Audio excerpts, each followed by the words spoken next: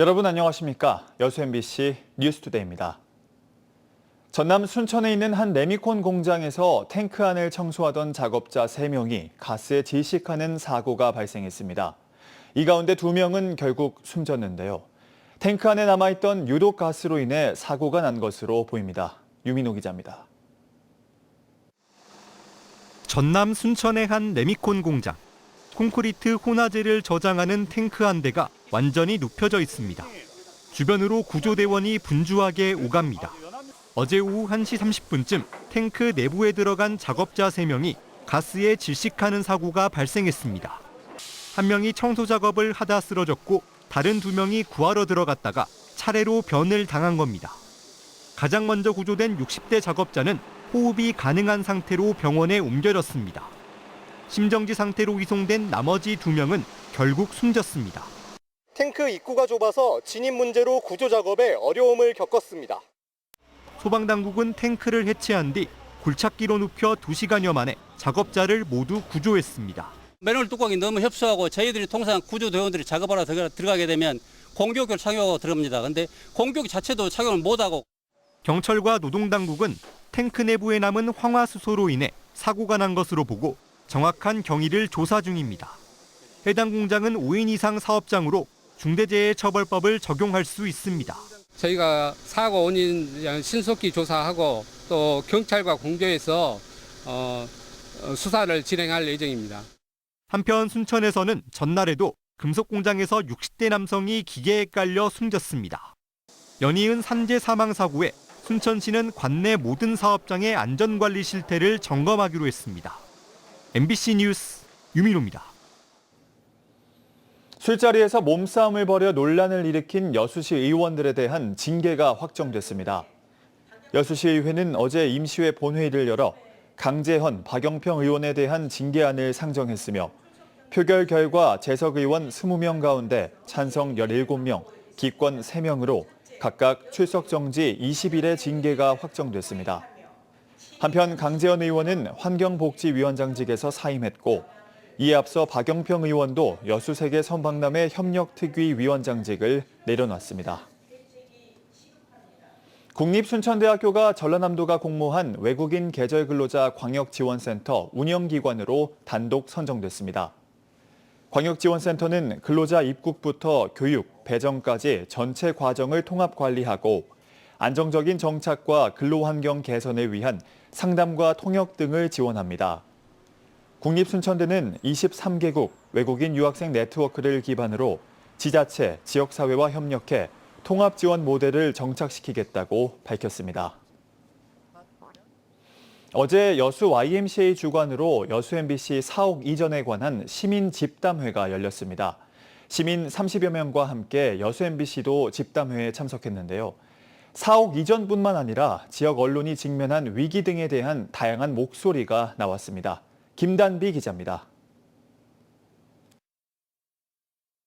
20여 년 사이 5분의 1 수준으로 떨어진 광고료와 누수와 균열에 따른 사옥 노후화, 그리고 개선이 시급한 방송 인프라까지 여수 MBC가 수년 전부터 직면한 위기입니다.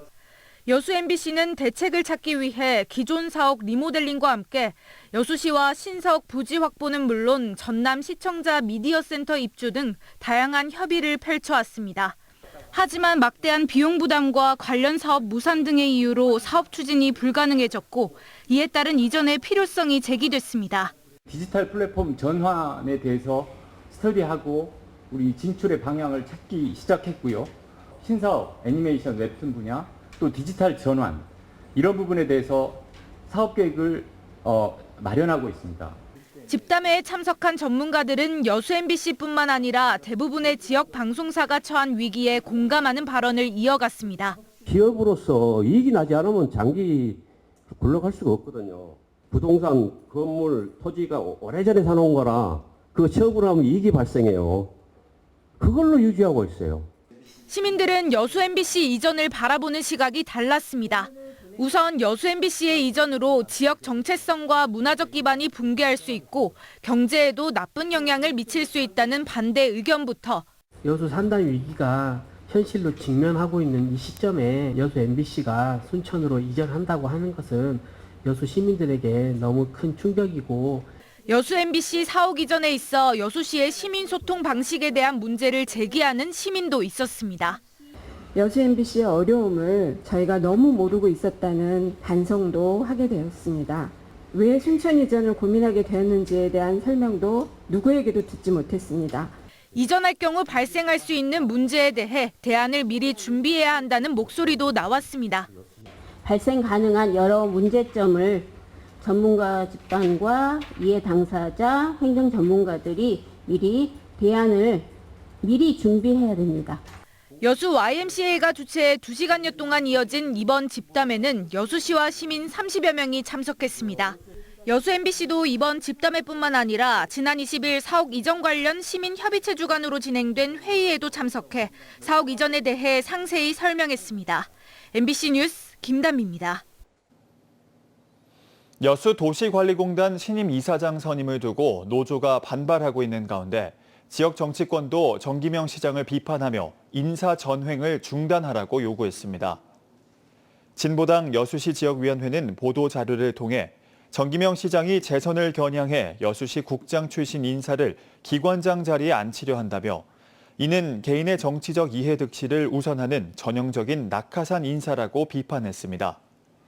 지역위원회는 기관장 임명을 정치적 도구로 삼는 행위를 즉각 중단하고 전문성을 갖춘 인사를 임명할 것을 정기명 시장에게 요구했습니다. 정부가 의대가 없는 전남에 의대 설립 등 필수 공공의료 체계를 강화합니다. 국정기획위원회가 배포한 정부 국정운영 5개년 계획안을 보면 전남 국립의대 설립으로 의료 인력을 양성하고 사각지대를 해소하겠다는 공약이 포함됐습니다. 또 지역 필수 공공의료 인력 양성을 위해 지역의사제를 신설하고 가칭 공공의료 사관학교를 설립하겠다는 내용도 담겼습니다. 아울러 공공병원이 없는 곳에 지방의료원 신설, 보상 강화를 위한 지역 필수 의료기금 신설과 법령 제정도 추진합니다. 탄소 중립 달성을 위해 전 세계가 주목하는 친환경 에너지 중 하나가 바로 수소에너지입니다. 한국에너지공대 연구팀이 수소 생산비를 최대 70% 절감하는 연구에 성공했는데요. 그간 많은 비용이 들어 한계가 있었는데 수소에너지를 원활하게 확보하기 위한 중요한 단서를 마련한 셈입니다. 김초롱 기자의 보도입니다. 천연가스 메탄을 실험 장비에 투입해 고온에서 열분해합니다. 이때 생성된 기체가 물 밖으로 보글보글 나옵니다. 친환경 에너지로 주목받는 수소입니다. 또 이와 함께 나오는 검은 물질은 고체탄소입니다. 이 같은 메탄 열분해 과정과 이산화탄소 개질, 즉 구조 변화 공정, 순산소 연소 과정 등을 연계하면 일산화탄소까지 생성됩니다. 즉 필요한 수소를 만들면서도 좋은 비용으로 팔 수 있는 고부가 화합물을 만들어내는 겁니다. 고체탄소의 경우에는 이제 타이어, 그리고 페인트 그런 부분에서 이제 다양한 이제 산업에서 적용이 가능하고 일산화탄소 같은 경우에는 이제 메탄올 합성 등 이제 다양한 이제 산업 분야에서 화학 산업 분야에서 많이 사용되기에 한국에너지공과대학교 이영덕 교수 연구팀은 수소 생산비를 최대 70% 절감할 수 있는 이 같은 연구 결과를 최근 발표했습니다. 기존 공정에서 수소를 얻으려면 에너지를 과다하게 공급해야 해 비용 문제가 꾸준히 제기되었습니다. 이 때문에 이번 연구는 수소 생산의 경제적 한계를 극복하는 데 한 단계 기여한 것으로 평가됐고 오는 11월 세계적인 국제학 술지에도 게재될 예정입니다. 앞으로 상용화까지는 더 많은 연구와 투자가 필요합니다. 이 스케일업 하기 위해서는 온도를 균일하게 만든다거나 유량을 제어하거나 또 나오는 탄소를 분리하는 등 다양한 기술들이 필요하게 됩니다. 그래서 저희가 확보한 원천 기술과 함께 또 다른 여러 가지 기술들을 융합해서 기후변화가 갈수록 심해지면서 이산화탄소 순 배출량을 0으로 만드는 탄소 중립 달성은 전 세계의 공동 목표입니다. 그만큼 에너지 분야 선도대학을 목표로 하는 한국에너지공대의 중요성도 갈수록 커지고 있습니다. MBC 뉴스 김초롱입니다. 일상이 된 폭염 속에 해남에선 쌀알이 가늘고 긴 형태의 열대별을 재배하는 농가가 등장했습니다. 기후위기 시대에 적응하기 위한 실험이자 밥살 공급 과잉 문제와 수출 돌파구까지 노린 시도인데요. 서희령 기자가 현장에 다녀왔습니다. 전남 해남에 있는 친환경벼 재배단지. 축구장 140개 크기에 달하는 이곳에서 눈에 띄는 벼가 자라고 있습니다. 우리가 흔히 먹는 찰지고 둥근 자포니카 품종이 아닌 길고 가는 나달을 가진 인디카 품종, 즉 열대벼입니다. 우리나라에선 인기가 없지만 사실 전 세계 쌀 유통의 90% 이상을 차지하는 글로벌 주력 품종입니다. 흔히 동남아에서 키우는 장립종벼는 자랄 때는 이렇게 일반 벼보다 옆으로 두툼하게 자라지만 나달은 2배 이상 얇고 길쭉한 게 특징입니다. 이 낯선 벼가 우리 땅에서 자라기 시작한 건 지난 2023년. 전국 최초로 자치단체 주도하에 시범 재배를 시작했고 올해는 농촌진흥청과 대학, 대기업까지 참여하며 사업이 확대되고 있습니다. 기후변화는 물론 늘어난 국내 외국인 수요에 대응하면서 가공밥 수출 시장 진출까지 기대하고 있습니다. 지금 이제 10여 개 정도의 품종을 계속 시험 재배하고 있고요. 그중에 2개 품종은 이제 상업화가 가능한 그런 시점에 이르렀습니다. 이 같은 사업 확대에는 최근 일본의 쌀값 폭등 현상도 영향을 끼쳤다는 분석입니다. 밥쌀 공급 과잉에 대응해 1970년대부터 벼 재배 면적을 줄여온 일본. 하지만 2년 전 가을 밤낮 없이 이어진 기록적 폭염으로 벼가 여물지 못하면서 1등급 쌀 유통량이 20%가량 급감했습니다. 결국 시장엔 품질 좋은 쌀이 사라졌고 쌀값은 폭등하며 쌀 대란이 발생했습니다. 일본을 따라 감산 정책을 추진 중인 우리 정부도 긴장을 늦출 수 없게 됐습니다.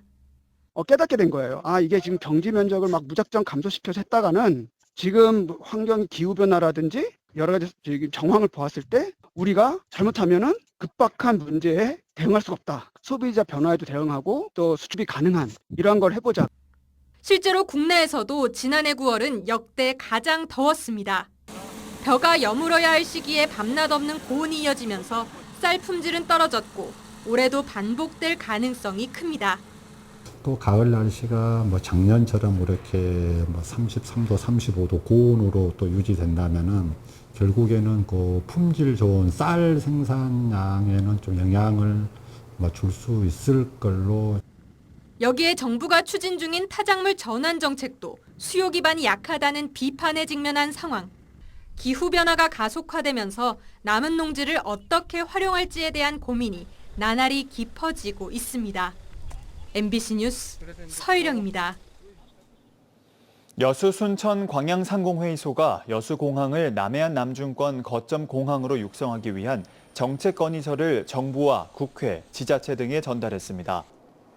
상인은 건의서에서 여수공항 접근성을 높이기 위해 공항 인근에 무인 간이역을 신설하고 무공화호 정차를 허용하는 방안을 제시했습니다.